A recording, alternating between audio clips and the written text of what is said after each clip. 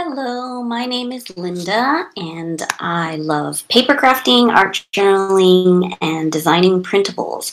I just sort of jumped in today and wanted to do a live broadcast. Basically, it's a journal with me.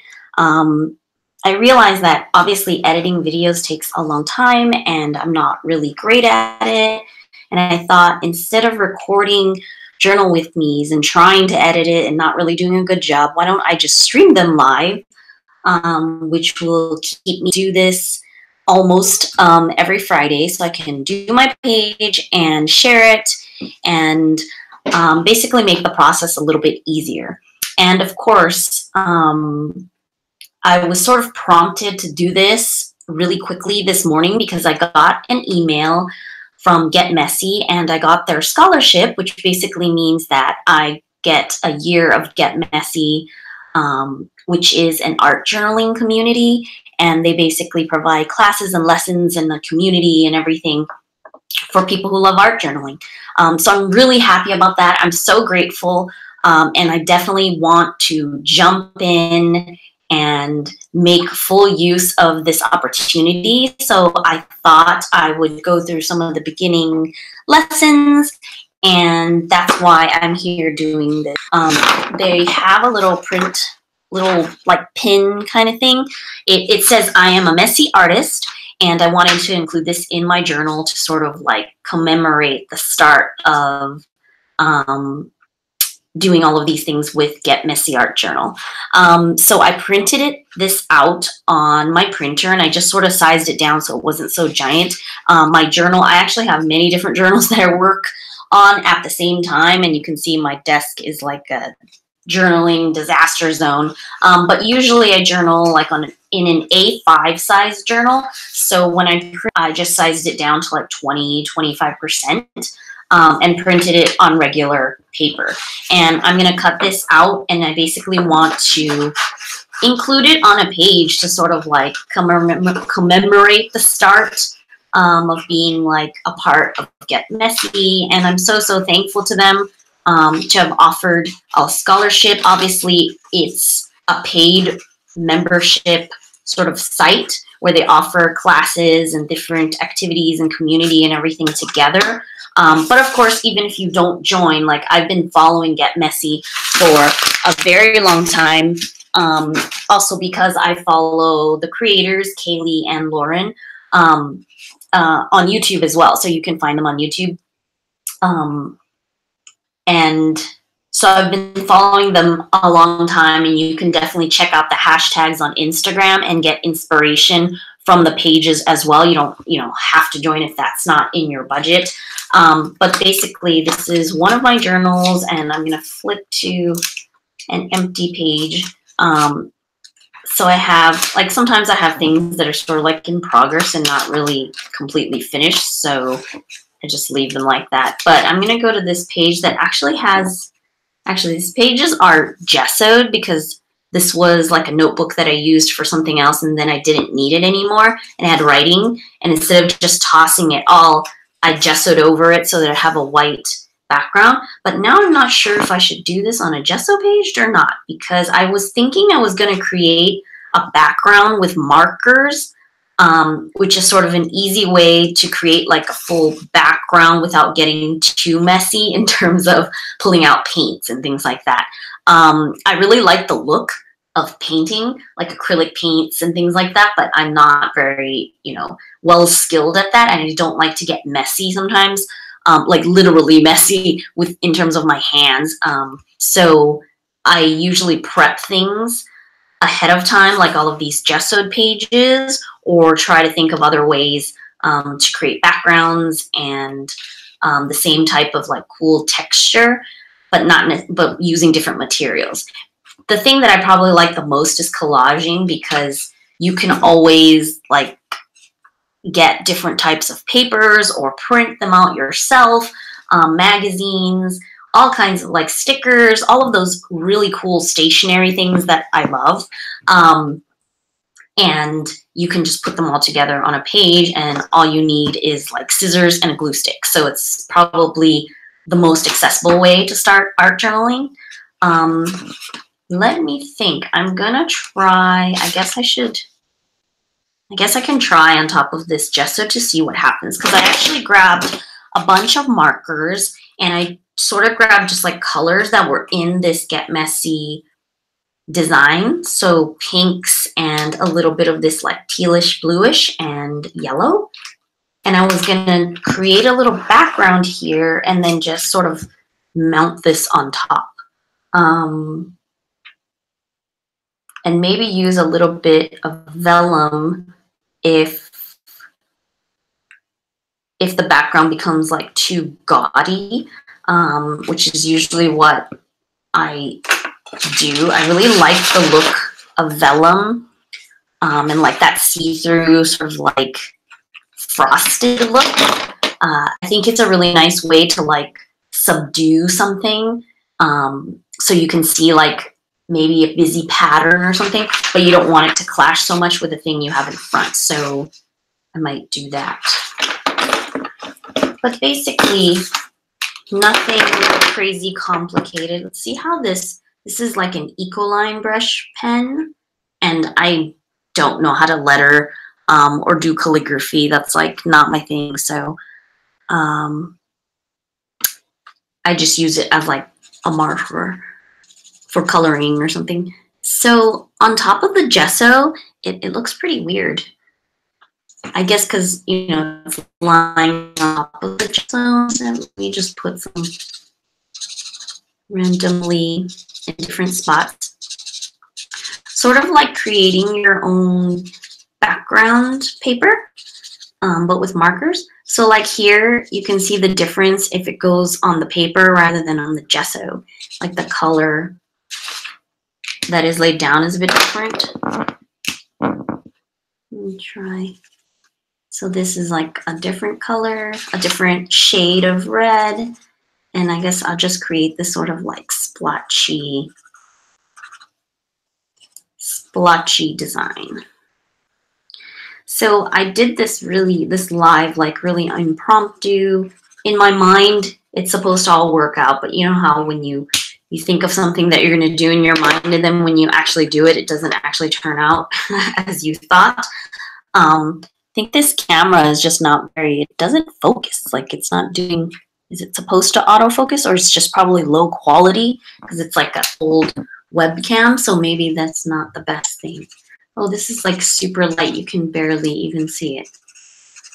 Super light pink. And on the gesso part, you like literally don't even see it. But sometimes these little details, like they do make a difference, even though it seems like you're not seeing it very much.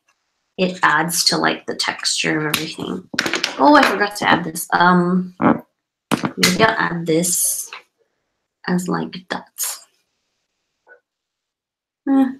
On the gesso, like these Copic markers don't really show up very well, or maybe I'm running out of ink. I don't know. But probably alcohol ink is not like the best on gesso. I don't know if anyone else uses Copic markers. I mean, Copic markers are alcohol ink markers that are pretty expensive, and usually people use them for coloring, like digital stamps, or coloring images or drawing things. They're used by professionals for like car design, or you know, design houses where they draw like fashion or whatever. So they're nice markers, but I think it's obviously meant more for their type of paper. And they do make special like marker paper, because usually the paper will like suck in the ink. I think I just like ruined my tip doing this. I don't know. It doesn't really come out as I imagined, but let me add. Oh, the big like this have two tips, so I'm gonna use the fat tip. That probably would be better. I feel like I've done this before, where I've used the fat tip, but you know what? It was on regular paper, and it absorbs better, and you see the color a lot stronger when it's just regular paper rather than the gesso. But it'll still work if you have proper ink.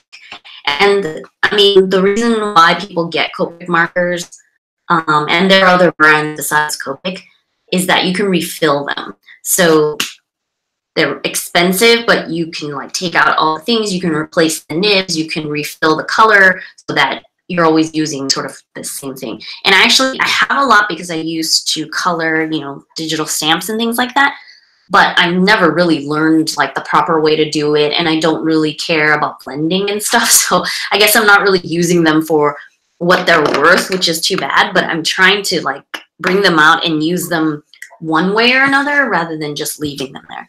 So if I put this Get Messy here, I mean, the printout is a little bit dark, like it's not that bright because it's just a home printer, but it definitely matches like the colors more or less.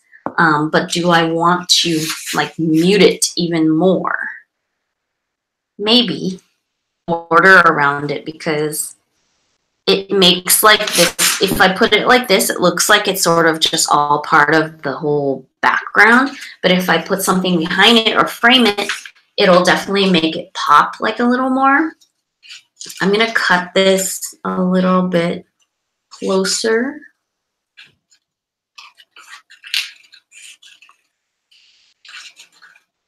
So that there's a little bit less white. And then I'm going to use a glue stick to glue this onto the vellum first, and then cut around the vellum to get like a vellum frame around this. Maybe like that much, so I can cut around it. And if you don't like cutting things, like whenever you cut something, smaller the piece of paper is, the easier it'll be for you to cut. And you're supposed to just like cut and move the paper rather than move your scissors. This is how like I learned to do it. It gets annoying, like it seems like it's annoying when you have to cut something more detailed, but it's usually very worth it because you get a really cool piece.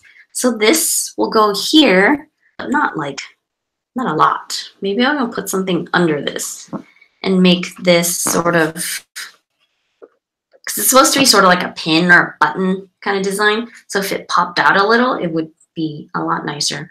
So I do have like adhesive. I don't know what you call it, like pop dots or something like that from the scrapbooking world. Like these, that it's like adhesive that, it's like foam adhesive, so it makes the whatever you're gluing down just pop up a little bit from the page to give it that dimension. And actually, it would have been nicer if I had like a giant strip, but I'm just going to put a bunch of dots so that, oh, remove the adhesive, otherwise it's not going to stick.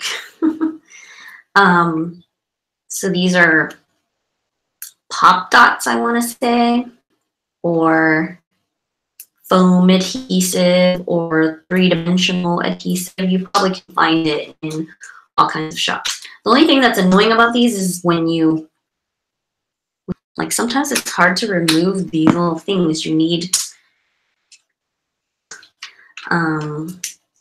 or some people will use a craft knife, little like metal piece or something to lift these little pieces up. So I'm just removing the backing of all these stickers so that I could put this on. But I feel like I want to put something else down before putting this on, something behind it. But what? So this is when you would like rifle through your stash to find something. And I have like stickers or like string. I like adding string to all kinds of things. I think it just gives it a really interesting like texture to the page. String or cloth. But in this case, the string would be so small because the background, I don't know if that will show up, or some lace. But the lace that I have is like a roll like this, like organza. I don't know what you call it. Which I guess you can put it like this, but you'd have to like scrunch it up somehow and make it you know, because you can't really see through it, but to make it like, so you can see that texture. But this is looking like, which is a little weird. Or maybe a different kind of stringy thing, or maybe like book pages. I also really like vintage, but I don't really, not like all vintage, like shabby chic kind of vintage. I just like certain vintage bits, but obviously you can tell by the color and everything, like I really like that modern pop of color. This is sort of cool, but, or maybe like strips or something. Because I don't want to cover the back entirely, otherwise you won't see the whole design that's there, which would be beside the point. So you can sort of do like strippy strips. I don't like, this one is too fat.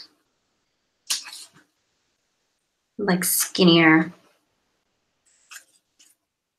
strips. There's only 4 though. Is that? I don't know if I like that. Maybe. But you'd have to like position them perfectly. I mean, you're not going to see this center part, so you can just position things the way that you want to.